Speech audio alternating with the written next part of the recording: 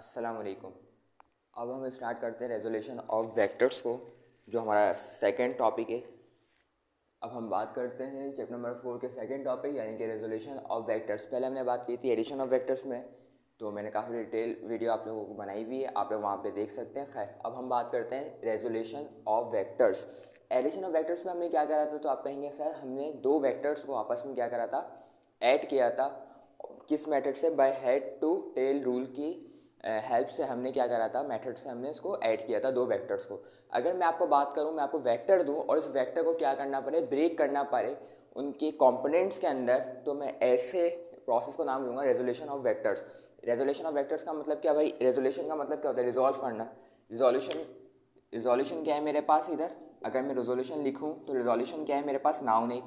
ठीक है, अगर मैं इसका वर्ब पूछूं आपको तो आप बोलोगे सर इसका वर्ब क्या है? रिजॉल्व। और रिजॉल्व के मीनिंग क्या होते हैं? रिजॉल्व के मीनिंग क्या होते हैं? To break. ठीक है, समझने के लिए आप देखें, रिजोल्यूशन क्या है? नाउन है। नाउन का वर्ब क्या होता है? रिजोल्यूशन का वर्ब होता है रिजॉल्व। रिजॉल्व मतलब टू ब्रेक। टू ब्रेक मतलब किसी भी चीज़ को क्या करना, तोड़ना, ब्रेक करना।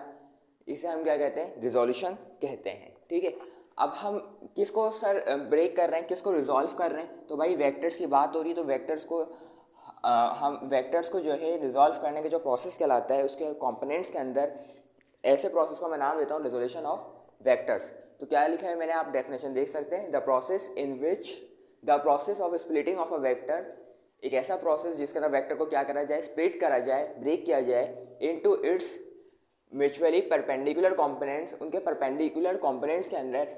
इसे क्या कहते हैं हम? रेजोल्यूशन ऑफ वेक्टर्स हम कहते हैं। ठीक है, तो रेजोल्यूशन ऑफ वेक्टर्स की बहुत इजी डेफिनेशन है ये। अगर हम उसके अंदर ऐड कर रहे हैं तो इसके अंदर हम क्या कर रहे हैं, इसके अंदर स्प्लिट कर रहे हैं वेक्टर्स को। तो एक ऐसा प्रोसेस जिसके अंदर हम स्प्लिट करें किसी भी वेक्टर को, या किसी भी वेक्टर को हम ब्रेक करें उसके परपेंडिकुलर, म्यूचुअली परपेंडिकुलर कंपोनेंट्स में, ऐसे प्रोसेस को हम नाम देते हैं रेजोल्यूशन ऑफ वेक्टर्स। अभी आपको समझ आ जाएगा इंशाल्लाह ताला कि मैंने म्यूचुअली परपेंडिकुलर क्यों कहा है। अब हम बात करते हैं इसकी एक्सप्लेनेशन की जानिब। उम्मीद करता हूँ आपको डेफिनेशन समझ आ गई होगी। बहुत सिंपल सी डेफिनेशन है कि किसी भी वेक्टर को अगर मुझे स्प्लिट करना है, ब्रेक करना है, तो ऐसे इस प्रोसेस, किस प्रोसेस के ज़रिए करूँगा मैं? उस प्रोसेस को नाम कहेंगे रिजोल्यूशन ऑफ वेक्टर्स। बहुत ईजी हो गया। अब इसकी एक्सप्लेनेशन की बात करते हैं। तो एक्सप्लेनेशन के लिए आप लोगों को एक चीज़ समझनी होगी। अगर मैं आपसे ग्राफ की बात करूँ तो ग्राफ किस तरह बना होता है? इस तरीके से बना होता है। ये कौन सा एक्सेस कहलाता है और ये कौन सा एक्सेस कहलाता है, आपको अच्छे तरीके से पता है। ये एक्सेस जो मेरे पास कहलाता है, जो हॉरिजॉन्टल होता है, इसे मैं क्या कहता हूँ? X axis. कौन सा एक्सेस कहलाता है? ये एक्स एक्सेस कहलाता है।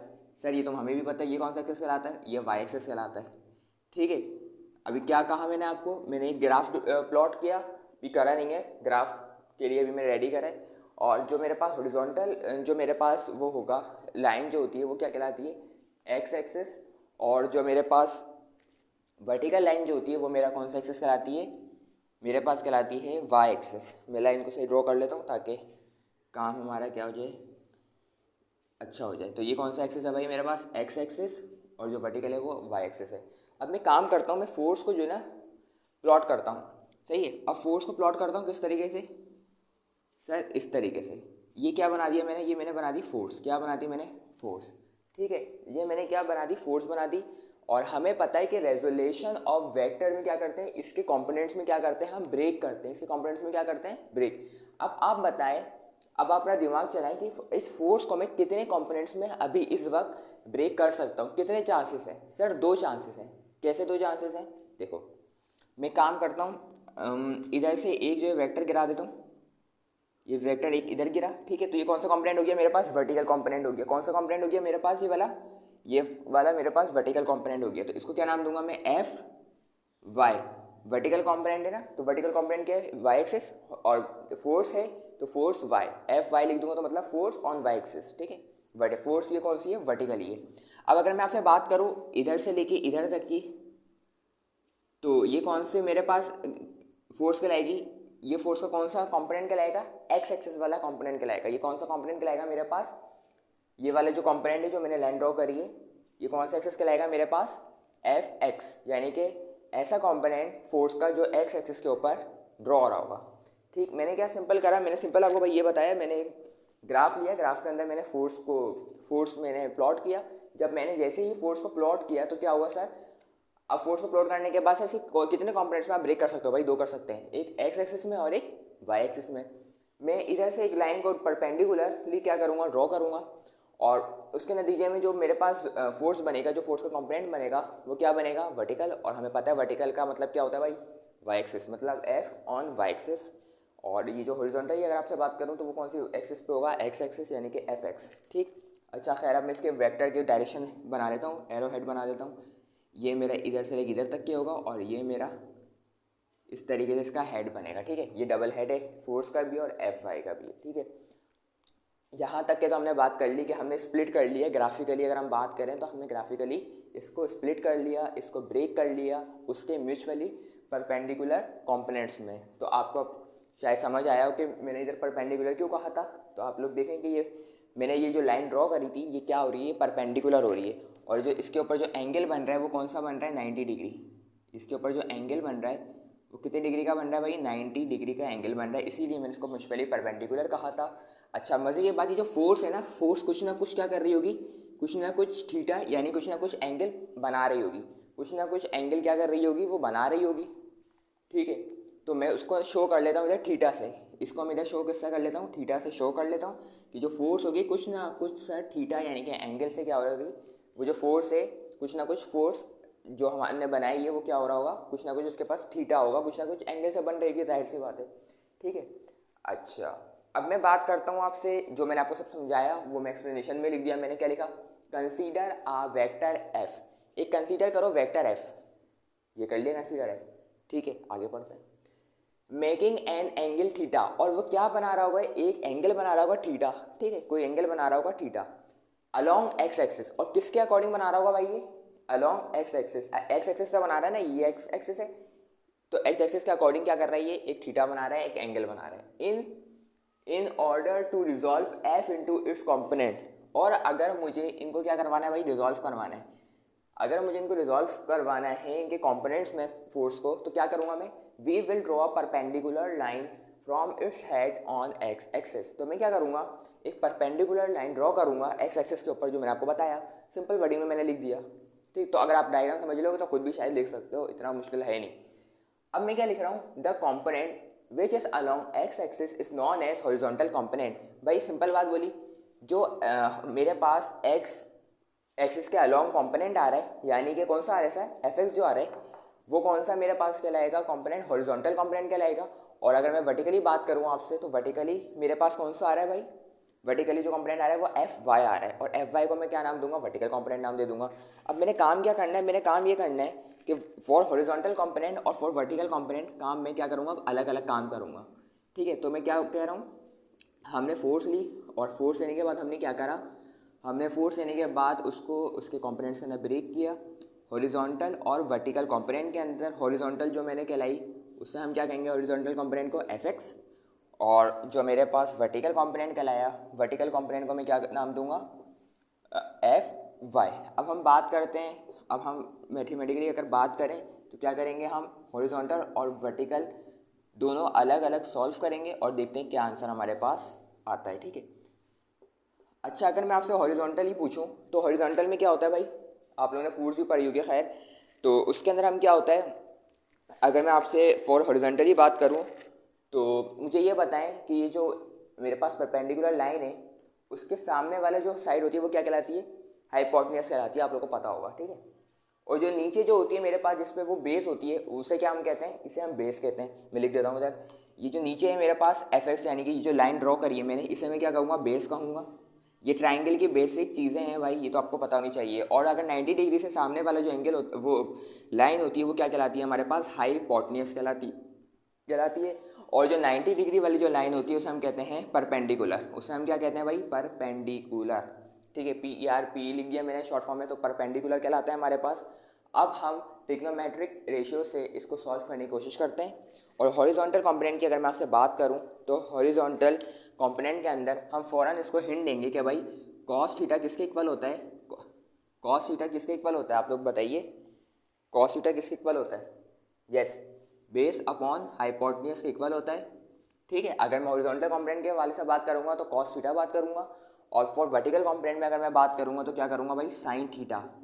किसके अकॉर्डिंग बात करूंगा, साइन थीटा और साइन थीटा किसके बराबर होता है, परपेंडिकुलर अपॉन हाइपोटेन्यूज। ठीक है, यहाँ तक के मैंने क्या समझाया, फॉर हॉरिजॉन्टल कंपोनेंट के लिए क्या होगा, कॉस थीटा इस्तेमाल होगा, वर्टिकल कंपोनेंट के लिए साइन थीटा। ठीक है, अच्छा अब ये कॉस थीटा हॉरिजॉन्टल कंपोनेंट के लिए क्यों इस्तेमाल हुआ है, सवाल बनता है ये कि सर हॉरिजॉन्टल कंपोनेंट के लिए साइन थीटा क्यों इस्तेमाल नहीं हुआ। तो भाई बात सुनो, जहाँ पे भी जिस चीज़ से भी तुम्हारा एंगल बन रहा हो ना, जहाँ से भी तुम्हारा एंगल बन रहा हो जिस कंपोनेंट से, उसे हम क्या करेंगे, उसे हम वहाँ पे हम क्या लगाते हैं, कॉस थीटा लगाते हैं। तो बताओ मुझे इधर देख के, गौर से देख के बताओ डायग्राम के अंदर, इधर थीटा कहाँ पे बन रहा है मेरे पास, अलॉन्ग एक्स एक्सिस बन रहा था ना, ये देखो थीटा जो बन रहा है इधर बन रहा है ना, ये रहा थीटा, तो ये किसका अलॉन्ग बन रहा है, एक्स एक्सिस के।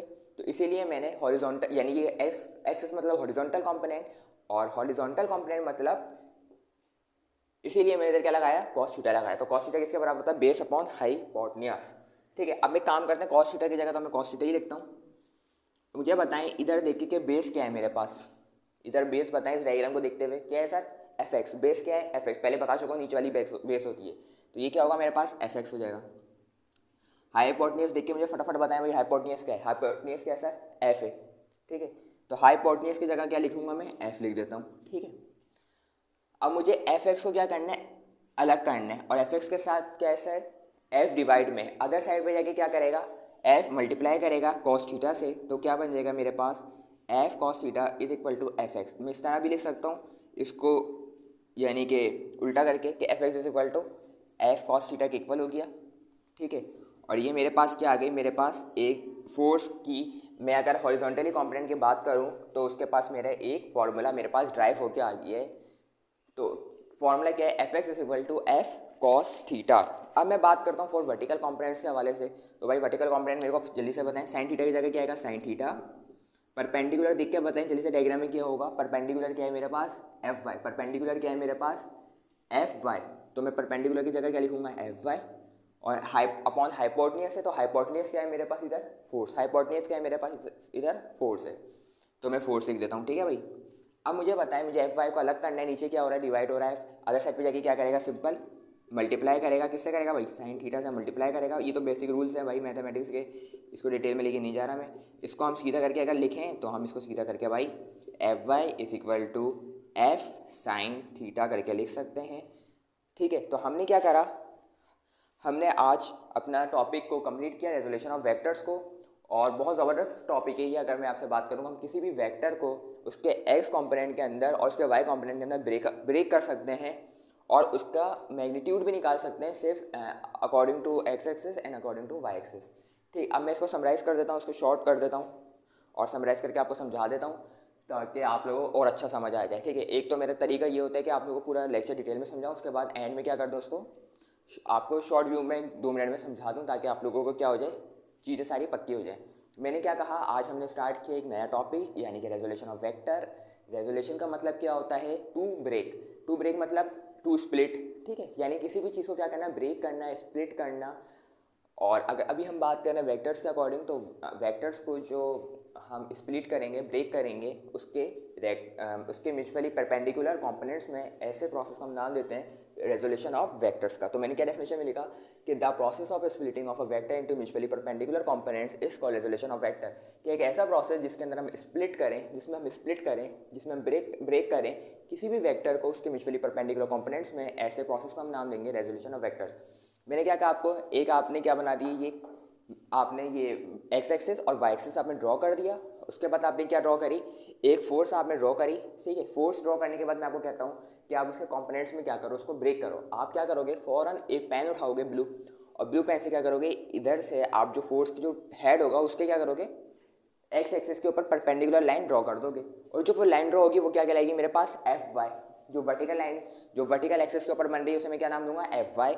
और जो फिर क्या करूँगा, नीचे जो मैं अगर दिखता हूँ, नीचे जो मेरे पास लाइन ड्रॉ हो रही है वो कौन से एक्सिस पे हो रही है, एक्स एक्सिस। तो फोर्स ऑन एक्स एक्सिस मैं इसको किससे डिनोट करूँगा, एफ एक्स से।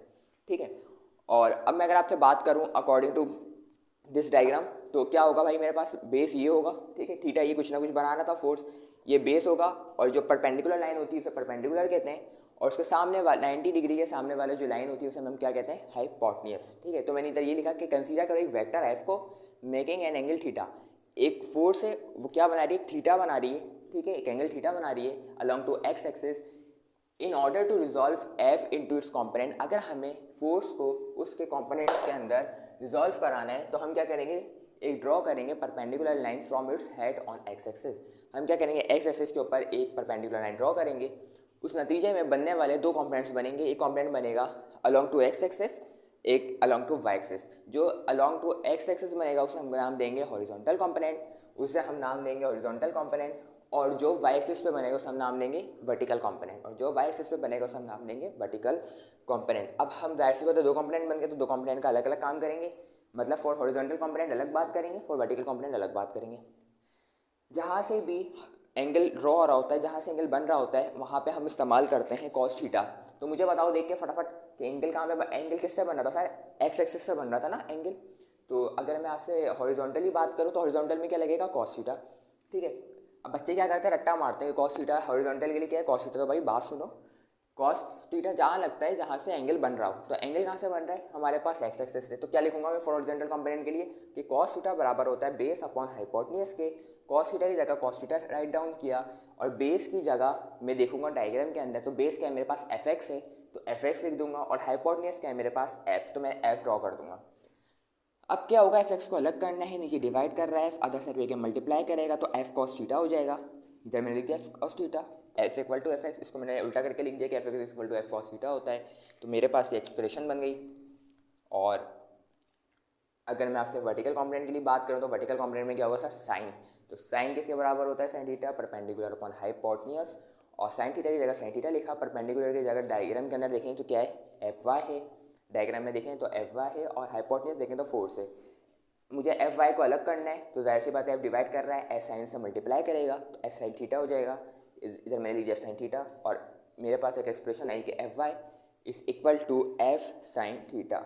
इस तरीके से हमारा रेजोल्यूशन ऑफ वेक्टर्स का एक जो है बहुत अच्छा टॉपिक जो हमने करा है इधर, इसको कंप्लीट किया है। अच्छा, ये एमसीक्यूज़ के अंदर पूछ लिया जाता है भाई कि अलॉन्ग एक्स एक्सिस कितनी फोर्स है कितनी नहीं है, अलॉन्ग वाई एक्सिस कितनी है फोर्स कर रहा है नहीं कर रहा है। तो इसमें एमसीक्यूज़ के बहुत सवाल आ जाते हैं, इन दो एक्सप्रेशन है ना। खैर ये सब इंपॉर्टेंट बहुत इंपॉर्टेंट क्वेश्चन है, मगर आप ये देखें है कितना ईजी, तो आप लोग आराम से इसको याद कर सकते हैं। बाकी अब इंशाल्लाह ताला हम addition of vectors by rectangular components इंशाल्लाह ताला नेक्स्ट वीडियो के अंदर करेंगे, और ऐड करेंगे वेक्टर्स को किसके ज़रिए, बाय रेक्टेंगुलर कंपोनेंट्स के ज़रिए हम क्या करेंगे, उसको ऐड करेंगे। और अगर आपको इसके बारे में कोई चीज़ कन्फ्यूजन हो तो आप लोग कमेंट बॉक्स में पूछ सकते हैं। अगर वीडियो अच्छी लगी आपको तो उसको लाइक और सब्सक्राइब करिए। इंशाल्लाह नेक्स्ट वीडियो में मिलेंगे, जब तक के लिए अल्लाह हाफ़िज़।